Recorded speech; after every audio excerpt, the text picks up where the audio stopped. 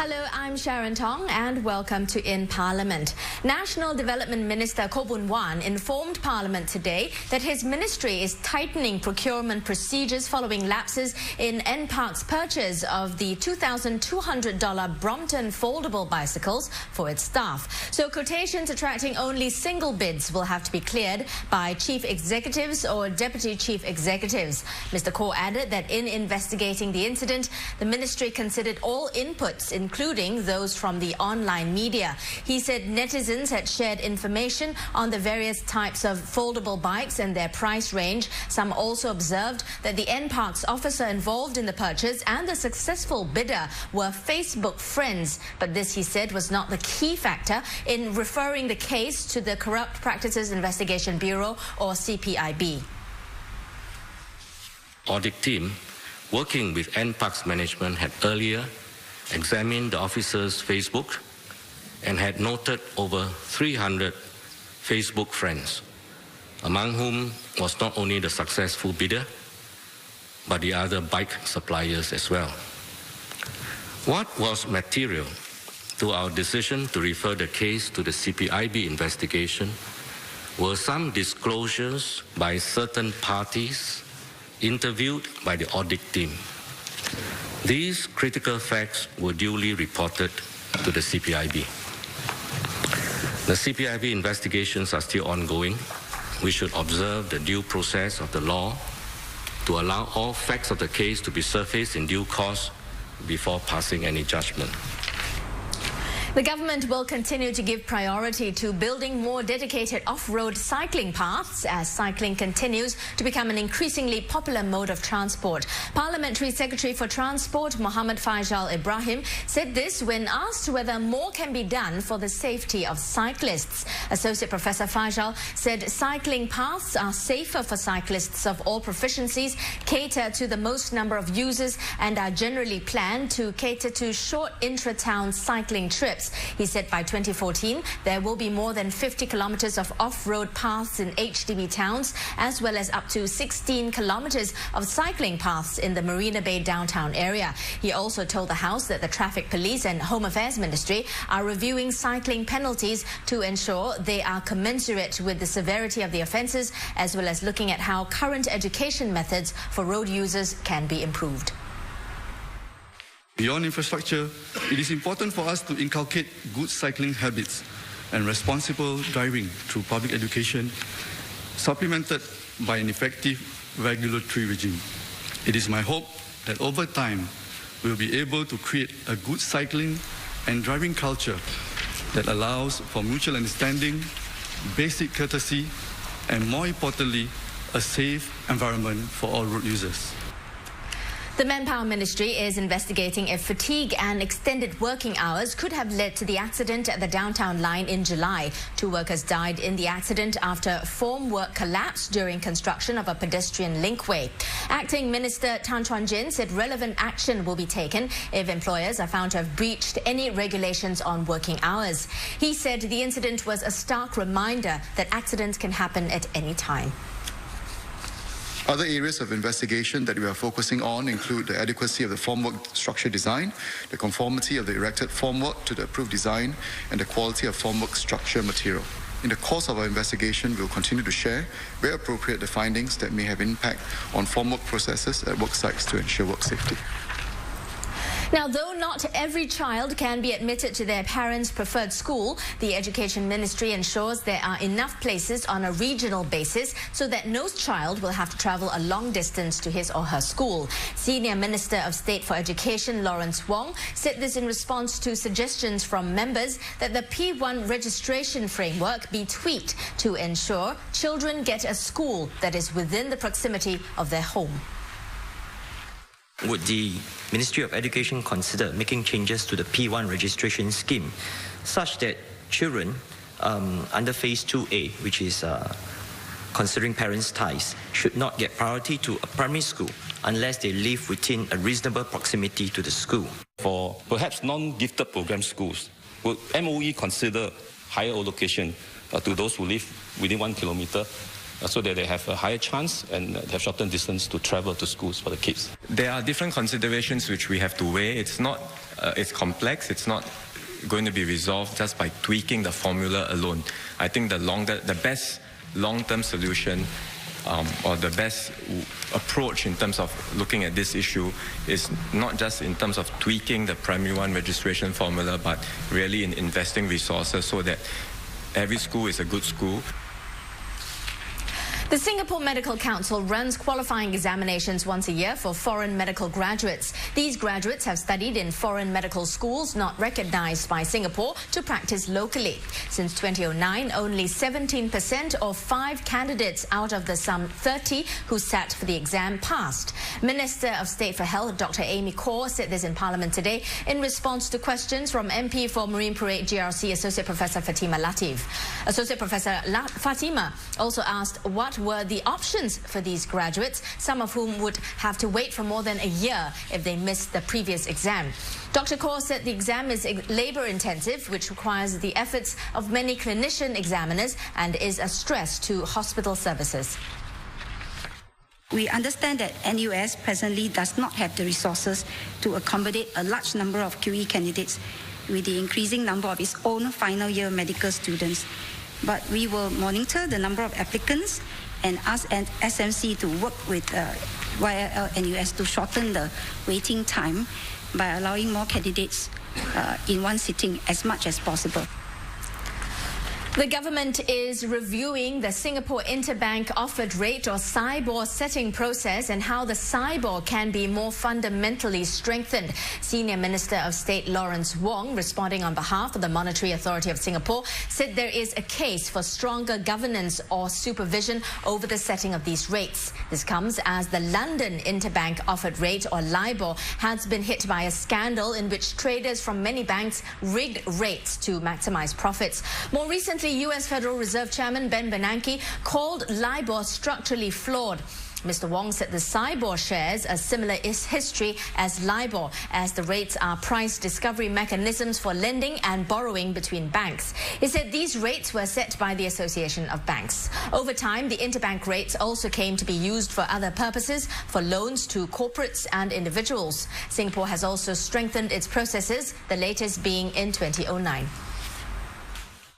Is the Minister concerned that the rates may be skewed in view of the fact that less than 12 banks are contributing to submission to Association Bank of Singapore presently instead of the 17 banks in the past? MAS is indeed looking at it more fundamentally to see how SIBOR can be strengthened. We are also studying what other jurisdictions are doing, because this is not just a matter for Singapore alone. Whether the rates may be skewed, whether we should use actual rates rather than nominated rates. So these are all part of the considerations in which I think we want to look at fundamentally how SIBOR can be strengthened. The key source of funding for Malay Muslim organizations is from monthly donations. Minister in charge of Muslim Affairs, Dr. Yaacob Ibrahim, told Parliament that $17.8 million is collected every year and distributed among MMOs such as Yayasan Mendaki, the Association of Muslim Professionals and the Islamic Religious Council of Singapore. Additional funding comes from donations and the government. Funds are then allocated to projects that meet key priority areas such as education, youth, family and employability. Dr. Yaacob says the outcomes of programs are reviewed regularly. Given the evolving and growing needs of the community, it is timely to undertake a review of the policy on the funding allocation for MMOs with the objective of ensuring that funds continue to be channeled to priority areas and to MMOs that undertake work in these areas. We will carry out the review over the next few months. A judgment call was made to pull Singapore out of the 2013 Venice Biennale.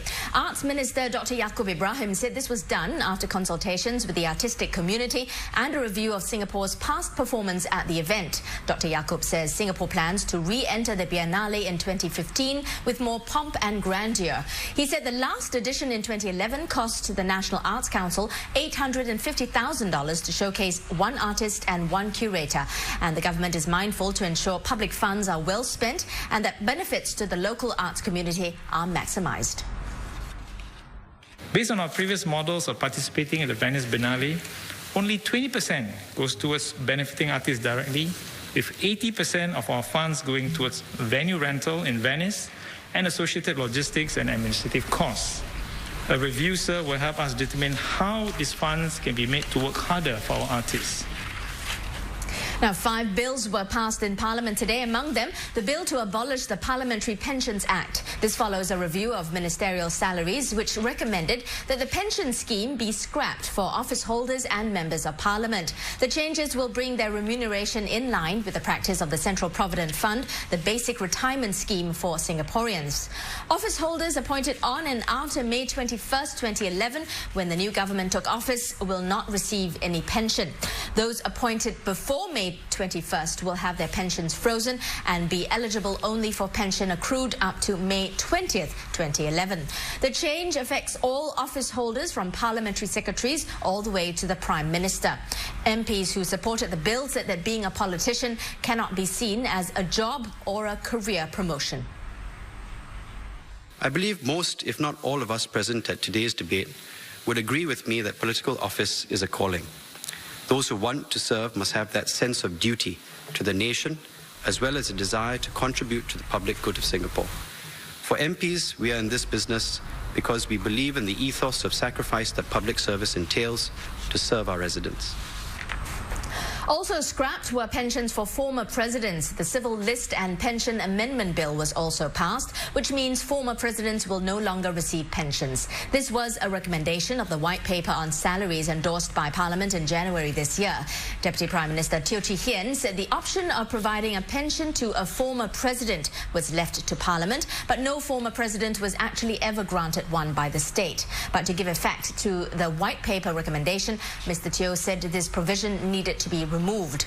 Also removed a provision that allows Parliament to grant pensions to the widow and surviving dependents of the President or former presidents. Although the White Paper did not make reference to this provision, this bill seeks to remove this provision as well, which will be in line with the spirit of the recommendation to discontinue pension benefits for the President. Parliament can still separately resolve to grant a gratuity to surviving dependents of deceased presidents and former presidents if the need arises. With the removal of the pension benefits, Mr. Teo said the Act will now be renamed the Civil List and Gratuity Act. Now, amendments passed to the Goods and Services Tax Bill may attract more refiners and gold traders to Singapore. These include a GST exemption on the import and supply of investment-grade gold and precious metals, and a new approved refiner and consolidator scheme to relieve their cash flow. Nominated MP Teo Seong Sing welcomed the amendments, but also suggested the government introduce certain measures to propel Singapore into a dynamic jewellery hub, in addition to being a gold trading hub. Following the implementation of GST in 1994, the Singapore jewellery landscape has been dealt a rather heavy blow. As jewellery is a luxurious item, the additional cost burden attributed to GST is very significant. It has made us uncompetitive in pricing, with the result that Singapore has trailed far behind Hong Kong. In Singapore, we have a broad-based GST system with few exemptions. Nonetheless, our retail scene remains competitive and attractive to international retailers.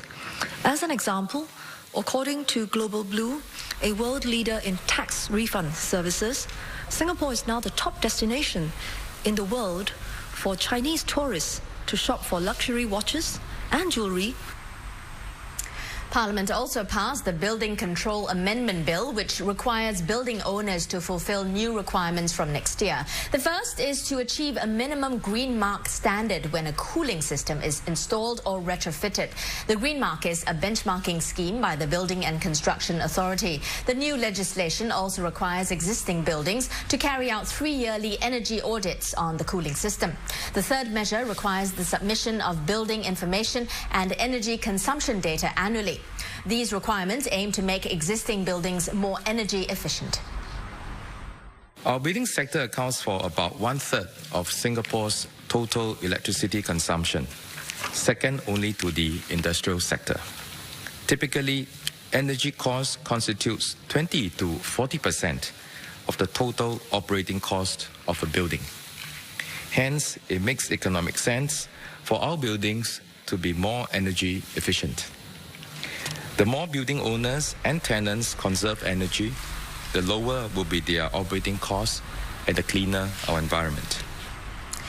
A series of changes were also made to the Central Provident Fund Act to ensure it remains relevant in meeting the needs of Singaporeans. Acting Manpower Minister Tan Chuan Jin said under the revised topping up scheme to be operational from 1st January next year, Singaporeans can make cash or CPF top-ups to the savings and retirement accounts of parents-in-law and grandparents-in-law. Mr. Tan said the Income Tax Act will also be amended to extend tax relief to those who top up the savings or retirement accounts of parents-in-law and grandparents-in-law. Members who make such top-ups will qualify for tax relief of up to $7,000. We know that there are CPF members who belong to the middle and low income groups and do not need to pay taxes. So even they top up a small sum for their in-laws, there's no incentive for them. Thus, if CPF board can provide other incentive to encourage the low income groups to also top up the minimum sum for their in-laws in cash, the amendment will be seen as more inclusive. You can be assured that the top-ups to their loved ones' CPF accounts will go a long way in boosting their retirement savings through interest accumulation over the years. Aside from benefiting disproportionately from the extra interest I mentioned just now, lower income members also receive larger GST vouchers and various government grants. The CPF savings are also boosted by workfare. This is the government's way of helping the lower income build up their retirement nest egg. The current anchor operator scheme in the childcare sector could create unfair competition and destroy diversity in the industry. Instead, the government should treat private and non-profit operators equally with fair contestability of sites and equal access to grants. This transformation of the childcare sector was proposed by non-constituency MP Yee Jen Jong as an adjournment motion during Parliament today. The anchor concept has skewed the market. It is like giving a boxer super gloves and energy boosters while tying the hands of the competitor and asking them to fight each other. If we wish for young working couples to be able to afford childcare and be encouraged to have more children, then we have a case to use a public goods approach for childcare. Government can build and lease out centres at managed low rents.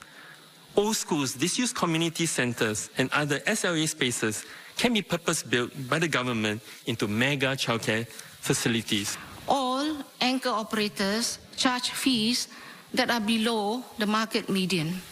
Few of these would have been possible without the scheme. Moving forward, the Implementation Committee for Enhancing Preschool Education is reviewing the design of the scheme. We intend to expand the coverage of the scheme by attracting and admitting more operators so as to bring benefits to more parents. 4 new bills were also introduced in Parliament today. They are the Statutes Miscellaneous Amendments Bill, the Personal Data Protection Bill, the Civil Law Amendment Bill and the Voluntary Sterilisation Amendment Bill. The Statutes Miscellaneous Amendments Bill concerns the redistribution of portfolios of certain ministries. It involves the Community Development, Youth and Sports and the Information, Communications and the Arts Ministries, among other agencies. The Personal Data Protection Bill aims to protect the personal data of individuals. It seeks to regulate the collection, use and disclosure of personal data by organizations to safeguard personal data under their control. The Civil Law Amendment Bill proposes changes to the Civil Law Act and the Public Trustee Act.